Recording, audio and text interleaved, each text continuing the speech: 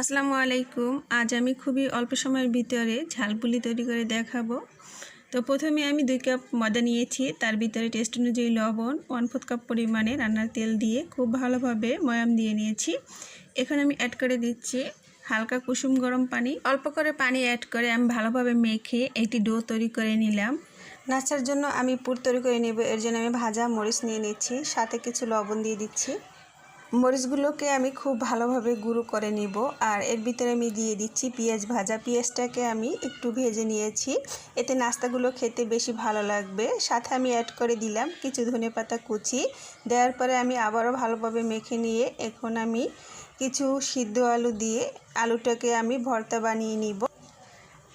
Add করে দিচ্ছি কিছু সরিষার তেল। অবশ্যই সরিষার তেলটা দিতে হবে, তাহলে নাস্তাটা খেতে বেশি ভালো লাগে। আমি ডোয়ের থেকে কিছু ময়দা নিয়ে লেচি তৈরি করে নিয়েছি, আর কিছু ময়দা দিয়ে এখন আমি রুটির মতো গোল করে বেলে নিব। একটু মোটা করে বেলে নিতে হবে। এখন আমি বেলে নেওয়া রুটিটাকে একটি স্টিলের গ্লাস দিয়ে কেটে নিচ্ছি।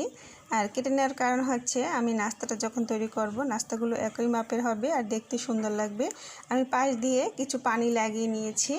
এখন আমি যে ভর্তাটা তৈরি করে রেখেছিলাম সেখান থেকে দিয়ে আমি পিঠাটা তৈরি করে নিলাম। আমি একইভাবে সব পিঠাগুলো তৈরি করে নিয়ে এখন তেলের ভিতরে ভেজে নিব। আজকের রেসিপিটি ভালো লাগলে প্লিজ আমার ভিডিওতে একটি লাইক দিয়ে চ্যানেলটি সাবস্ক্রাইব করে রেখো।